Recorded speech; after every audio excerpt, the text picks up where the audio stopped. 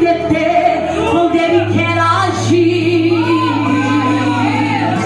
O homem mesmo estando morto, Ele faz ressurgir, para mostrar a grande autoridade das suas mãos.